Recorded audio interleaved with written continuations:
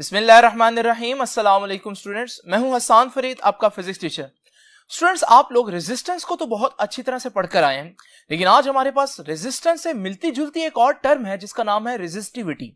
ये रेजिस्टिविटी क्या है और रेजिस्टेंस से ये किस तरह से डिफरेंट टर्म है, ये हम जानेंगे आज के लेक्चर में। तो स्टूडेंट्स, स्टार्ट करते हैं आज का लेक्चर। स्टूडेंट्स, आज का लेक्चर अगर आप अपने बुक पर देखें तो वो कुछ इस तरह से आपको नजर आएगा दोनों पेजेस पर, और देख रहे हैं आप कि दोनों पेजेस पर किसी किस्म की कोई हेडिंग मौजूद नहीं है, जिसकी वजह से बच्चों को ये बहुत प्रॉब्लम होती है कि इस आर्टिकल को, जो कि एक बहुत इंपॉर्टेंट लॉन्ग क्वेश्चन भी है, अगर वो बोर्ड में पूछ लें तो फिर इस लॉन्ग क्वेश्चन को किस तरह से अटेम्प्ट करना है। अगर हम देखें इस आर्टिकल के अंदर छुपी हुई जो चीजें हैं उनको हम हेडिंग्स दे सकते हैं, और वो हेडिंग्स मैंने आप लोगों के सामने यहां पर कुछ इस तरह से दी हैं। तो बारी बारी मैं इन पर आऊंगा कि कौन सी चीज कहां पर लिखी हुई है। लेकिन स्टूडेंट्स, आज का आर्टिकल क्या है, अगर आप गौर से देखें तो आज के आर्टिकल का नाम है resistivity and it's dependence upon temperature. Temperature पर इसका क्या असर है वो तो बाद में देखेंगे, लेकिन सबसे पहले तो हम ये जानेंगे कि रेजिस्टिविटी क्या होती है। रेजिस्टिविटी से पहले आपको उससे मिलती जुलती टर्म जो पहले पढ़कर आए हैं, रेजिस्टेंस, उसका पता होना चाहिए। स्टूडेंट्स, रेजिस्टेंस को आप लोग जानते हैं और मैंने आप लोगों को लास्ट लेक्चर्स में बहुत अच्छी तरह से एक्सप्लेन भी किया।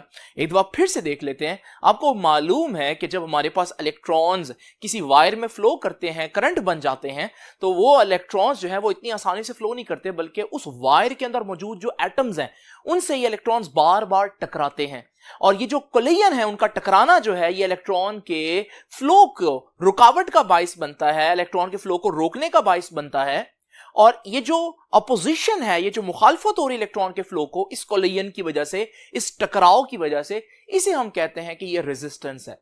तो याद रखिएगा, what is resistance? Resistance is the measure of opposition to the flow of current. Current को या करंट के फ्लो को कितनी ऑपोजिशन का सामना करना पड़ता है, इसे हम रेजिस्टेंस कहते हैं। और वो ऑपोजिशन कौन प्रोवाइड करता है? वो ऑपोजिशन उसी वायर के जो एटम्स होते हैं उनके साथ टकराव की वजह से आता है। तो याद रखिएगा स्टूडेंट्स, सबसे पहले रेजिस्टेंस का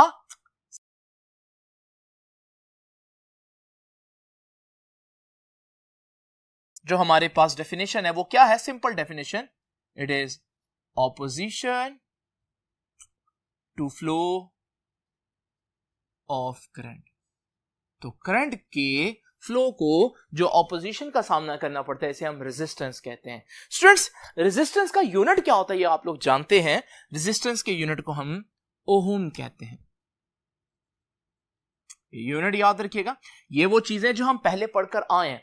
रेजिस्टेंस का एक नाम मैंने और आपको बताया था, और वो नाम था हिंड्रेंस। हिंड्रेंस का मतलब भी मुखालफत करना ही होता है। हिंड्रेंस मतलब अपोज करना। नाउ स्टूडेंट्स, क्वेश्चन ये उठता है कि रेजिस्टेंस किन फैक्टर्स पर डिपेंड करती है। स्टूडेंट्स, एक तो याद रखिएगा, रेजिस्टेंस टेम्परेचर पर डिपेंड करती है। ये मैं आगे चल के थोड़ी देर में बताऊंगा कि जब हम टेम्परेचर बढ़ाते हैं तो रेजिस्टेंस बढ़ जाती है, लेकिन क्योंकि यहां मैंने हेडिंग डाली हुई तो मैं आपको यहां पर बता देता हूं। तो पहला फैक्टर क्या है डिपेंडेंस में, याद रखिएगा, सबसे पहले आप लोगों को पता होना चाहिए, resistance depends upon temperature. Now students, resistance temperature के साथ और किन चीजों पर डिपेंड करती है? स्टूडेंट्स, इसके लिए हम छोटा सा एक्सपेरिमेंट करते हैं। जरा इमेजिन करें कि मेरे पास एक सर्किट है जिसमें एक बैटरी लगी हुई है और एक हमारे पास बल्ब लगा हुआ है, और उसके साथ एक रेजिस्टेंस लगी हुई है। अभी इस वक्त आप लोग देख रहे हैं कि एक स्पेसिफिक अमाउंट ऑफ करंट जो है वो बल्ब में से पास कर रहा है, बल्ब की एक खास ब्राइटनेस है। स्टूडेंट्स, अगर मैं ये जो रेजिस्टेंस है जो कि एक वायर की फॉर्म में आपको यहां पर नजर आ रही है, अगर मैं इसकी जगह एक लंबी रेजिस्टेंस यानी कि एक ज्यादा लेंथ वाली वायर यूज करूं, तो फिर आप देखेंगे कि जो बल्ब का ब्राइटनेस है उसकी वो कम हो जाएगी। और बल्ब की ब्राइटनेस कम होना यह बता रहा है कि करंट कम हो रहा है, और करंट का कम होना यह बता रहा है कि बेसिकली करंट को ज्यादा अपोज किया है ये नई वाली रेजिस्टेंस ने।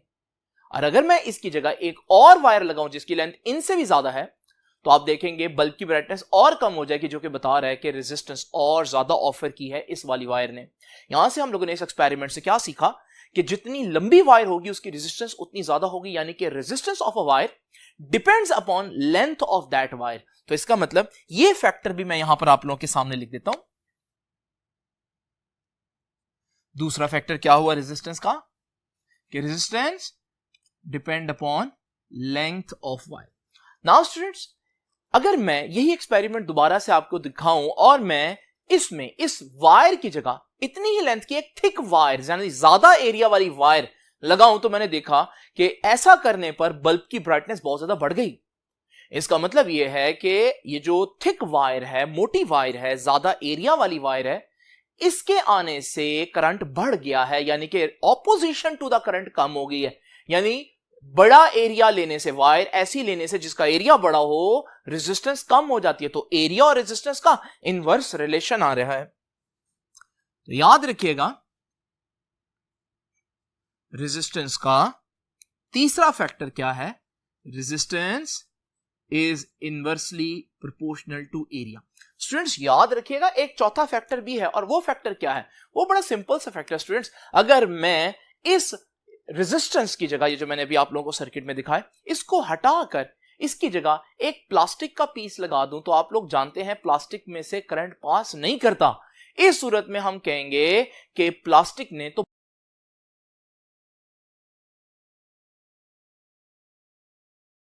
क्योंकि लकड़ी जो है या वुड जो है वो भी करंट को बहुत अपोज करती है। इसका मतलब इसके रेजिस्टेंस भी बहुत ज्यादा है।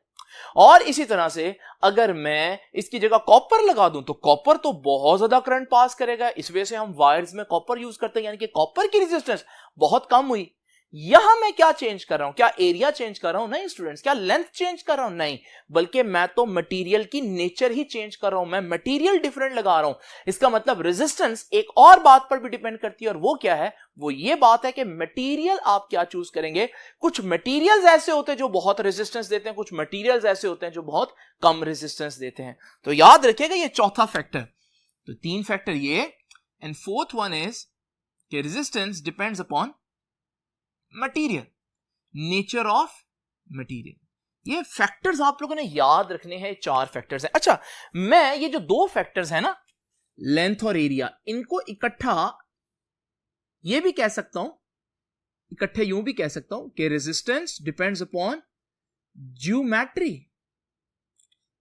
ज्योमेट्री का क्या मतलब होता है? वायर की लेंथ कितनी है, वायर का एरिया कितना है, तो ये वायर की ज्योमेट्री पर डिपेंड करती है। क्योंकि वायर की लेंथ या एरिया वगैरह चेंज होने से रेजिस्टेंस चेंज हो जाती है, इसलिए हम कहते हैं कि resistance is a characteristic of wire. याद रखिएगा, रेजिस्टेंस, इसको लिख देता हूं, रेजिस्टेंस इज ए कैरेक्टरिस्टिक किसकी? Of wire. ये बहुत इंपॉर्टेंट बात है, इसको ध्यान से देख लीजिए कि रेजिस्टेंस जो है वो किसकी कैरेक्टरिस्टिक है? वायर की। आपने वायर का एरिया, वायर का लेंथ ये चेंज कर दी चीजें, तो रेजिस्टेंस चेंज हो जाएगी। नाउ स्टूडेंट्स, ये तो हो गया थोड़ी सी पहले वाली बातें जो मैंने आप लोगों को बतानी थी। अब क्वेश्चन ये आता है कि रेजिस्टेंस तो पता चल गया हमें, और किन फैक्टर्स पर डिपेंड करता है ये भी पता चल गया। ये रेजिस्टेंस से मिलता जुलता जो वर्ड है आपके सामने, जिसको हम कहते हैं रेजिस्टिविटी, ये क्या है? सबसे पहले मैं आपको बताऊंगा कि रेजिस्टिविटी का एक और नाम भी आप लोगों ने याद रखना है, और वो नाम है रेजिस्टिविटी का स्पेसिफिक रेजिस्टेंस। स्पेसिफिक रेजिस्टेंस, याद रखिएगा इसका सिंबल, रेजिस्टिविटी या स्पेसिफिक रेजिस्टेंस का जो सिंबल है वो रो कहलाता है। इसको यूं पढ़ते हैं, रो, RHO।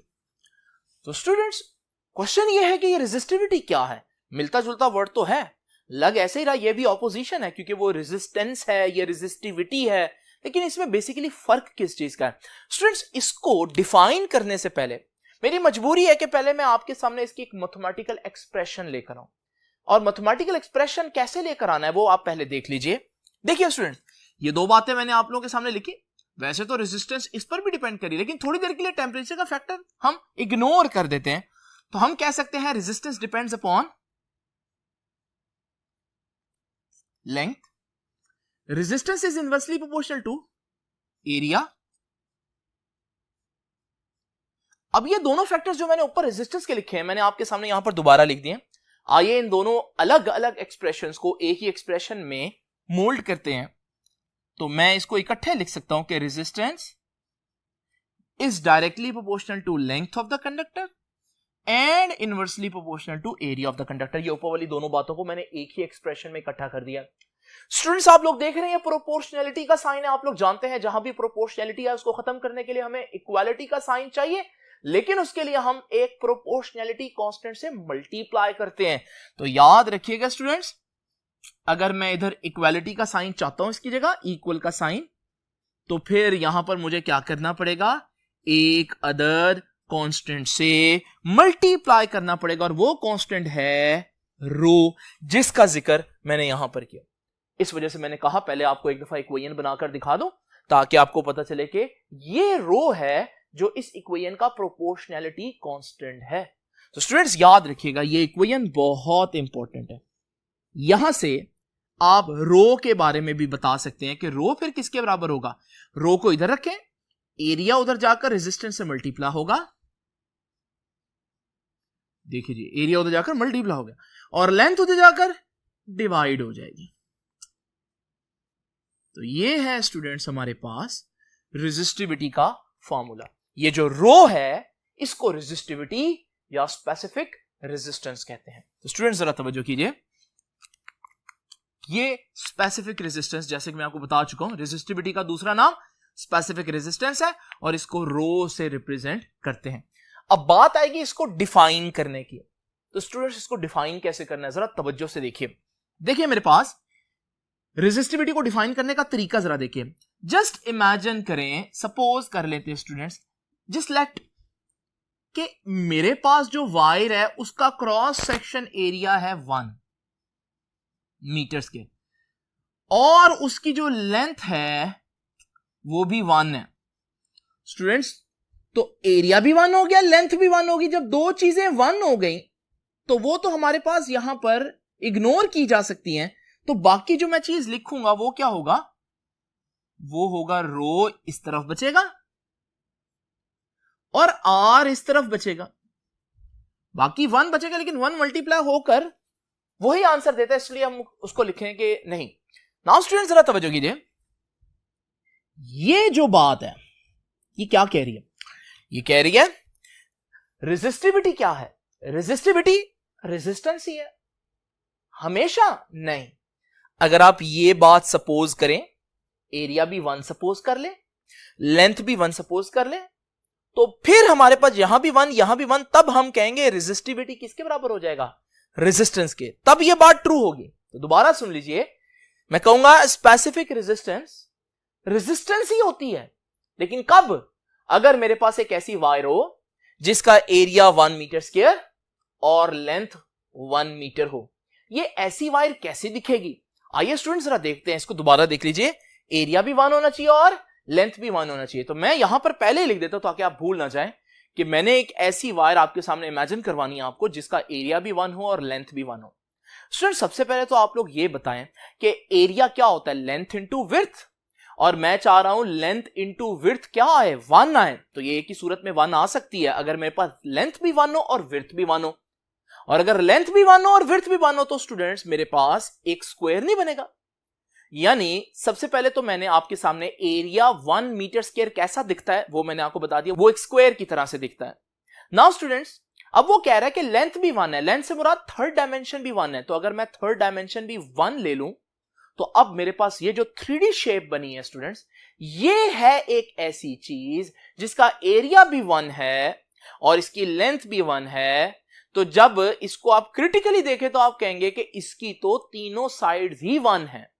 इसकी सारी एक्स एक्सिस में जो साइड्स हैं वो भी 1 है, वाई एक्सिस में जो साइड्स हैं वो भी 1 है, और जेड एक्सिस में साइड्स हैं वो भी 1 है। इसका मतलब ये तो हमारे पास एक क्यूब ना बन गया, और ऐसा क्यूब जिसमें हर लेंथ जो है वो 1 मीटर है। स्टूडेंट जरा इसका वॉल्यूम निकालें।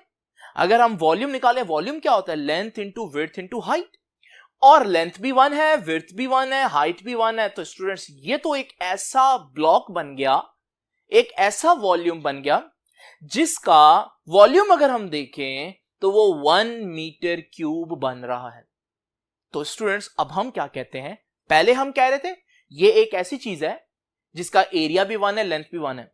अब मैं कह देता हूं, इमेजिन तो कर लिया आपने, जब आपने इसको ड्रॉ करके देखा तो ये तो ऐसा क्यूब बना जिसका वॉल्यूम 1 मीटर क्यूब है। तो अब हम इस ब्लॉक को कहते हैं कि ये 1 मीटर क्यूब है।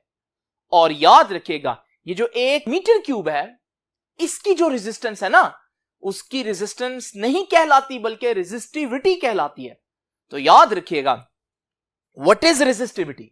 It is the resistance. किसकी रेजिस्टेंस? इस मीटर क्यूब की रेजिस्टेंस। तो अगर मेरे पास ये पूरी वायर है, पूरी वायर की ऑपोजिशन मेजर करूं तो ये रेजिस्टेंस कहलाएगी। लेकिन अगर मैं इस वायर में 1 मीटर क्यूब की रेजिस्टेंस फाइंड आउट करूं उसको मैं रेजिस्टेंस नहीं कहूंगा बल्कि उसको मैं रेजिस्टिविटी कहूंगा। तो दोबारा से सुन लीजिए स्टूडेंट्स, रेजिस्टेंस क्या होती है?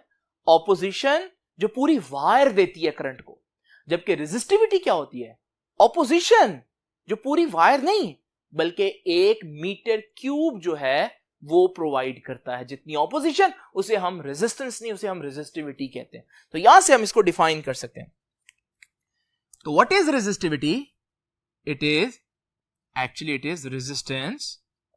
रेजिस्टेंस ही है, ऑपोजिशन ही है। किसकी? पूरी वायर की? नहीं, resistance of a metre cube. 1 metre cube की, दोबारा देख ले, मीटर क्यूब इतना बड़ा ब्लॉक हो जिसकी लेंथ भी 1 हो, उसकी हाइट भी 1 हो, उसकी थिकनेस भी 1 हो, वो इतना बड़ा ब्लॉक किसी भी मटेरियल का अगर हम लें तो वो जितनी ऑपोजिशन ऑफर करता है इसे हम कहते हैं कि ये हमारे पास 1 मीटर क्यूब की रेजिस्टेंस है। उसके बाद देखिए स्टूडेंट्स, अगर हम पहले बात कर लें इसकी डिपेंडेंस की, तो याद रखिएगा स्टूडेंट्स ये डिपेंड करता है 2 चीजों पर। रेजिस्टिविटी 2 चीजों पर डिपेंड करती है। नंबर 1, रेजिस्टिविटी डिपेंड करती है टेम्परेचर पर, जैसे कि मैंने बताया, ये मैं आगे चल के बताता हूं। लेकिन रेजिस्टिविटी एक और बात पर डिपेंड करती है और वो है मटेरियल की नेचर पर। मटेरियल की नेचर पर। तो मिसाल के तौर पर अगर मेरे पास एक कॉपर का मीटर क्यूब है तो मैं देखता हूं कॉपर का मीटर क्यूब जो है उसकी रेजिस्टिविटी यानी उसकी रेजिस्टेंस बहुत कम है। जबकि अगर मैं कार्बन का 1 मीटर क्यूब लेता हूं तो मैं देखता हूं कार्बन का मीटर क्यूब जो है उसकी रेजिस्टिविटी बहुत ज्यादा है। जो नोट करने वाली बात है वो स्टूडेंट्स ये है कि रेजिस्टेंस 4 चीजों पर डिपेंड करती थी जबकि रेजिस्टिविटी 2 चीजों पर डिपेंड करती है। रेजिस्टिविटी लेंथ और एरिया पर डिपेंड नहीं करती, रेजिस्टेंस करती है। रेजिस्टिविटी लेंथ और एरिया पर डिपेंड नहीं करेगी। ये बहुत इंपॉर्टेंट बात है। नाउ स्टूडेंट्स जरा तवज्जो कीजिए, आइए देखते हैं रेजिस्टिविटी का यूनिट क्या बनता है। यूनिट के लिए हम फार्मूला देखते हैं। इसी फार्मूला में मैं यहां पर रफ वर्क कर रहा हूं। देखिए जी, रेजिस्टिविटी का फार्मूला निकालना है, यूनिट निकालना है। तो रेजिस्टिविटी का यूनिट किसके बराबर हो गया? इधर देखें आर है, आर तो था रेजिस्टेंस, और रेजिस्टेंस क्या होता है? ओहम। साथ है एरिया, एरिया क्या है? Metre square. और नीचे है लेंथ, और लेंथ क्या है? मीटर। स्टूडेंट्स ये कट जाएगा तो हमारे पास आंसर आया ओहम आया और साथ मीटर आया। बहुत इंपॉर्टेंट यूनिट याद रखिएगा स्टूडेंट्स, रेजिस्टिविटी का यूनिट ओहम नहीं है बल्कि ओहम मीटर है। या इसको यूं भी लिख सकते हैं कि आप ओहम की जगह उसका सिंबल लिख दें ओमेगा और यूं बन जाएगा ये। तो ओहम मीटर या ओहम मीटर दोनों सूरतों में इसको लिखा जा सकता है। तो ये तो स्टूडेंट्स हो गया रेजिस्टिविटी और रेजिस्टेंस दोनों के बारे में थोड़ी इंपॉर्टेंट बातें। और याद रखिएगा स्टूडेंट्स कि हमारे पास जो रेजिस्टिविटी है वो भी रेजिस्टेंस ही है एक्चुअली, लेकिन किसकी? 1 मीटर क्यूब की रेजिस्टेंस है। नाउ स्टूडेंट, अभी तक आपको कितनी बात समझ में आई है? आइए इसको एनालाइज करते हैं 2 एमसीक्यू से। तो आइए जरा चलते हैं नेक्स्ट बोर्ड पर और देखते हैं कि वो एमसीक्यू क्या आप सॉल्व कर सकते हैं। नाउ स्टूडेंट्स, ये आपके सामने स्टेटमेंट्स लिखी हुई हैं। पहले स्टेटमेंट पढ़ते हैं, if length of wire is doubled the resistivity will become. अगर मैं लेंथ डबल कर दूं तो रेजिस्टिविटी को क्या फर्क पड़ेगा? स्टूडेंट्स देखिए जरा तवज्जो से, रेजिस्टिविटी का फार्मूला जो आप लोग पढ़ के आए वो है rho is equal to R A over L. ये वो फार्मूला है जो अभी आप लोगों ने पढ़ा है। अगर आप फार्मूला को देखेंगे तो आप लोग फौरन ही ये समझेंगे कि रेजिस्टिविटी का ताल्लुक लेंथ के साथ बन रहा है। और वो क्या ताल्लुक है? वो ये है कि रेजिस्टिविटी लेंथ के इनवर्सली प्रोपोर्शनल है। लेकिन स्टूडेंट्स मैंने आप लोगों को अभी बताया कि रेजिस्टिविटी जो है वो लेंथ और एरिया पर डिपेंड नहीं करती, रेजिस्टेंस करती है, रेजिस्टिविटी नहीं करती। हालांकि रेजिस्टिविटी के फार्मूला के अंदर लेंथ और एरिया आ रहे हैं, लेकिन रेजिस्टिविटी याद रखिएगा इस फार्मूले का प्रोपोर्शनैलिटी कांस्टेंट है। एरिया और लेंथ की वैल्यूज जो है वो रेजिस्टिविटी को नहीं डिटरमिन कर सकती। तो एरिया और लेंथ की वैल्यूज चेंज भी कर दें तो रेजिस्टिविटी चेंज नहीं होगी। तो ज्यादातर बच्चे यहां क्या करेंगे, वो कहेंगे कि लेंथ डबल हो रही है तो लेंथ को डबल कर दिया, तो इनवर्स रिलेशन है, अगर लेंथ डबल तो रेजिस्टिविटी हाफ, तो वो सी ऑप्शन लगाएंगे। लेकिन याद रखिएगा रेजिस्टिविटी लेंथ से डिपेंड करती ही नहीं है, तो इसका असल आंसर जो है वो नो अफेक्ट है। तो length and area has no effect on resistivity. तो मेरे पास अगर बारीक वायर है कॉपर की और एक बहुत मोटी वायर है कॉपर की, बताएं किसकी रेजिस्टिविटी ज्यादा है? तो याद रखिएगा आपने यहां एरिया चेंज किया और एरिया चेंज करने से रेजिस्टिविटी को कोई फर्क नहीं पड़ता, दोनों की रेजिस्टिविटी सेम है। और अगर मेरे पास एक छोटी वायर है कॉपर की और एक लंबी वायर है कॉपर की, इनमें से रेजिस्टिविटी किसकी ज्यादा है? स्टूडेंट्स दोनों की सेम है। रेजिस्टिविटी सिर्फ मटेरियल पर डिपेंड करती है। जब तक आप कॉपर की बात करेंगे, चाहे वो कॉपर की वायर हो, चाहे वो कॉपर की प्लेट हो, चाहे वो कॉपर का स्प्रिंग हो, जो मर्जी आप कह लें, लेकिन जब आप रेजिस्टिविटी वो पूछेगा, जब तक आप कॉपर की बात करेंगे रेजिस्टिविटी की आप एक ही वैल्यू बताएंगे। रेजिस्टिविटी को शेप से, लेंथ से, एरिया से यानी कि ज्योमेट्री से कोई फर्क नहीं पड़ता। दूसरा क्वेश्चन देखते हैं हम। इसमें मैंने पूछा था रेजिस्टिविटी, अब आपको पता चल गया कि रेजिस्टिविटी का लेंथ एरिया से कोई ताल्लुक नहीं है। If a wire is stretched to double its original length, एक वायर की लंबाई क्या कर दी हमने? डबल कर दी। अब बताएं रेजिस्टेंस को क्या फर्क पड़ेगा? पहले बताएं क्या रेजिस्टेंस को लेंथ से फर्क पड़ता है? बिल्कुल पड़ता है। रेजिस्टिविटी को नहीं पड़ता लेकिन रेजिस्टेंस को पड़ता है। आइए रेजिस्टेंस का फॉर्मूला लिखते हैं, R is equal to rho L over A. और यहां से आप देख रहे हैं कि रेजिस्टेंस लेंथ के डायरेक्टली प्रोपोर्शनल है और मैं लेंथ को डबल कर रहा हूं। जब मैं लेंथ को 2 टाइम्स करूंगा तो रेजिस्टेंस भी 2 टाइम्स हो जाएगी। तो ज्यादातर बच्चे इसमें 2 टाइम्स का आंसर लगाएंगे, लेकिन यहां नोट करने वाली बात है ये वर्ड, और ये वर्ड क्या है? ये वर्ड है स्ट्रेच करना। तो याद रखिएगा स्टूडेंट्स, जब मैं किसी चीज को स्ट्रेच करके लंबाई बढ़ाता हूं तो उसमें एक खास बात है जो आप लोगों ने नोट करनी है, और वो क्या है? जरा इमेजिन करें कि मेरे पास ये एक वायर है जिसका क्रॉस सेक्शन एरिया ए है और इसकी लेंथ एल है। अगर मैं इसको खींच कर यानी स्ट्रेच करके दुगनी लेंथ कर दूं, इसकी डबल लेंथ कर दूं, तो आपको मालूम है क्योंकि मैं स्ट्रेच कर रहा हूं तो साथ साथ इसका एरिया भी कम होता जाएगा। जैसे आप च्युइंगम को बीच में से जब खींचते हैं तो च्युइंगम पतली होती जाती है, बिल्कुल ऐसे यहां पर भी होगा। तो जब उसका एरिया कम होगा तो इसका मतलब एरिया भी तो हाफ हो गया ना, एरिया को भी फर्क पड़ा है। हमने यहां पर सिर्फ लेंथ को कंसीडर किया है, तो इसका मतलब जब आप स्ट्रेच करके लेंथ डबल करते हैं तो लेंथ डबल करने के साथ साथ आप एरिया भी हाफ कर देते हैं। अब ये दोनों बातें कंसीडर करते हैं। तो अब जरा देखिए, अगर मैं स्ट्रेच करके लेंथ को डबल कर रहा हूं, लेंथ ऊपर है, और एरिया को हाफ कर रहा हूं, एरिया नीचे है, तो ये 2 ऊपर जाकर मल्टीप्लाई होगा तो 2 2 4 हो जाएगा। तो हमारे पास इसका मतलब बी ऑप्शन सही है। अगर आप स्ट्रेच करके लेंथ डबल करते हैं, क्योंकि एरिया भी हाफ होता है, तो आप लोगों ने उसको भी कंसीडर करना है और रेजिस्टेंस 4 गुना बढ़ जाएगी। तो स्टूडेंट्स ये थे 2 क्वेश्चन जो आप लोगों को टेस्ट किया है मैंने बेसिकली, और आपने खुद को भी टेस्ट करना है कि क्या ये आप चीज सॉल्व कर सकते हैं। अब अगर इससे मिलती जुलती चीज आए तो आप लोगों ने परेशान नहीं होना। एक दफा फिर से सुन लीजिए, अगर मेरे पास ये कॉपर की वायर है और इस पूरी कॉपर की वायर की रेजिस्टिविटी जो है वो रो है, अगर मैं इसके 2 हिस्से कर दूं तो हर हिस्से की रेजिस्टिविटी कितनी होगी? रो बाय 2? नहीं स्टूडेंट्स, अब भी इसकी रेजिस्टिविटी जो है वो रो ही होगी। अगर मैं इसके 3 हिस्से कर दूं तब भी उन सब हिस्सों की रेजिस्टिविटी रो ही होगी। Resistivity only depends upon nature of the material. अगर आप मटेरियल चेंज नहीं करें या टेम्परेचर, जिसको मैं आगे चल के बताऊंगा, वो चेंज नहीं करते, तो फिर रेजिस्टिविटी चेंज नहीं होगी। लेंथ और एरिया जितना मर्जी चेंज कर दें। तो आइए चलते हैं, रिज्यूम करते हैं अपने लेक्चर को। नाउ स्टूडेंट्स, 2 टर्म्स तो हमने बहुत डिटेल में डिस्कस कर ली। आप लोगों ने देखा कि रेजिस्टिविटी किस पर डिपेंड करती है? रेजिस्टिविटी डिपेंड करती है कि मटेरियल कौन सा है, लेंथ और एरिया पर डिपेंड नहीं करती। इसलिए हम कहते हैं रेजिस्टिविटी किसकी कैरेक्टरिस्टिक है? Resistivity is the characteristic of wire, नहीं बल्कि कैरेक्टरिस्टिक ऑफ मटेरियल। ठीक है जी, मटेरियल।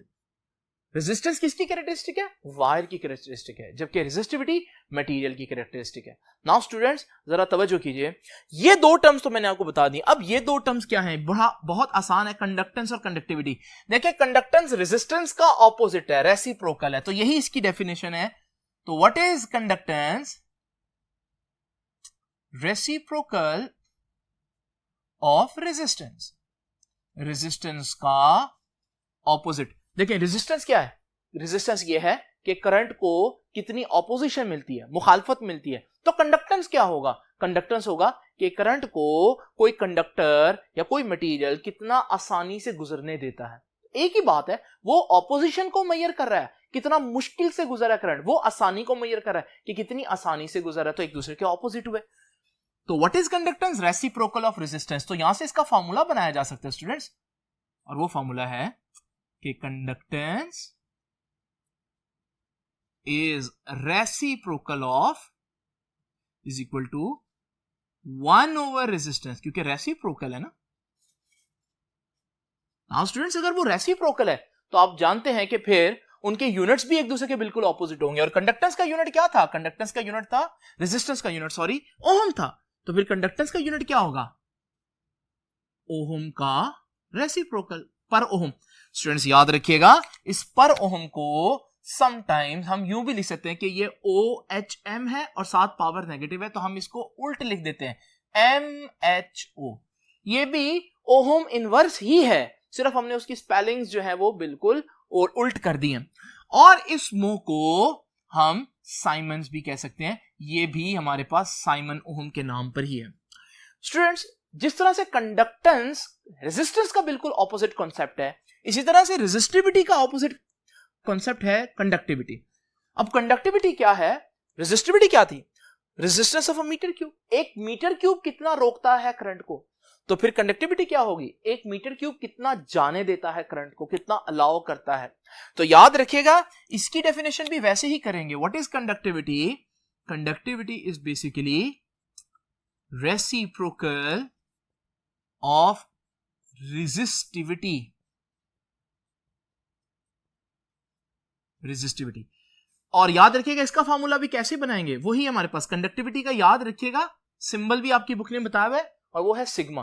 तो याद रखिएगा फॉर्मूला क्या होगा कि कंडक्टिविटी यानी sigma is reciprocal of resistivity. तो sigma is equal to 1 over rho. Now students जरा तवज्जो कीजिए, यूनिट अगर ये उसके रेसिप्रोकल क्वांटिटी है तो इसका यूनिट बिल्कुल ऑपोजिट होगा। ये यूनिट क्या है? ओहम मीटर, तो उसका यूनिट क्या होगा? पर ओहम पर मीटर, यानी रेसिप्रोकल हो जाएगा। तो इसका यूनिट बनेगा ओहम मीटर की बजाय पर ओहम पर मीटर। देखिए पावर नेगेटिव है, लेकिन पर ओहम को तो मैं आपको बता चुका हूं, पर ओहम को हम स्पेलिंग बिल्कुल ऑपोजिट करके लिख सकते हैं, MHO। तो मुंह भी लिख सकते हैं इसको, और साथ पर मीटर।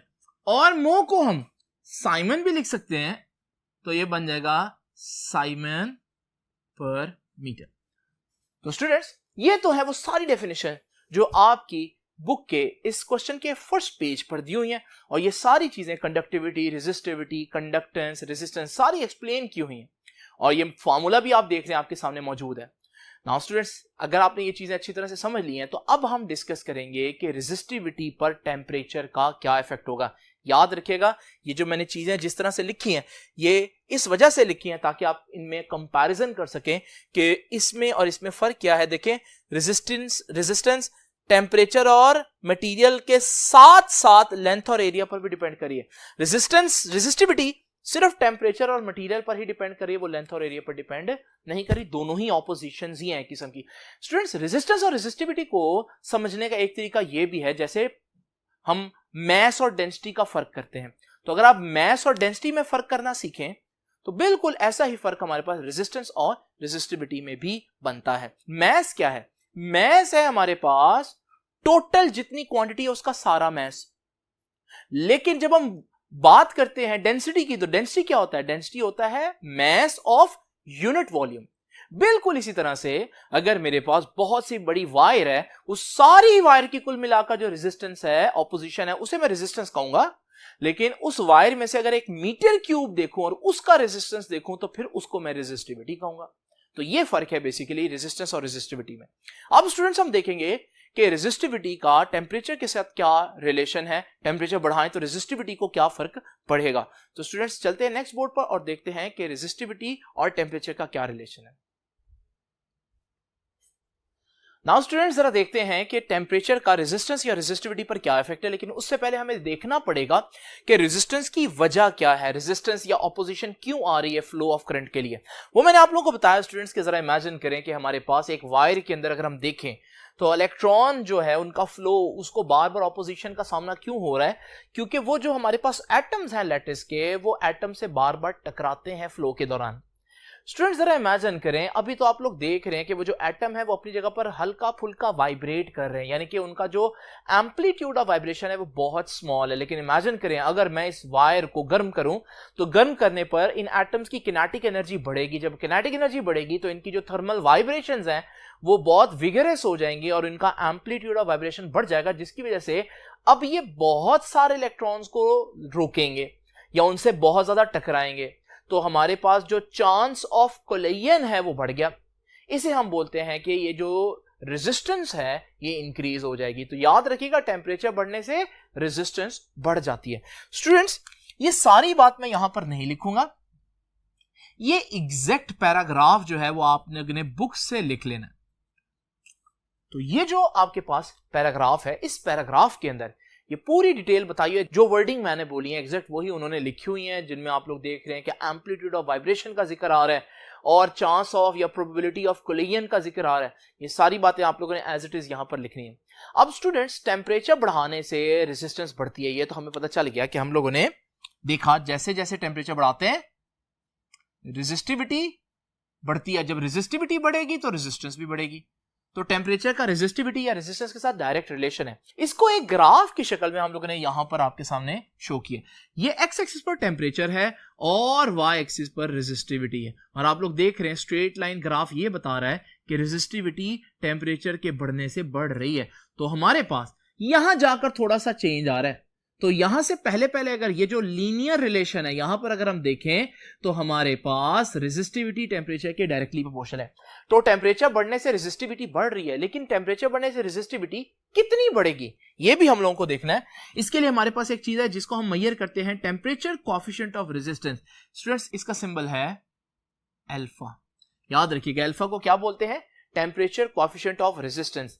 और अल्फा सिर्फ ये जो लीनियर पोर्शन है कर्व का इसी के अंदर एग्जिस्ट करता है। तो याद रखिएगा what is temperature coefficient of resistance, it is defined as fractional change in resistance per kelvin.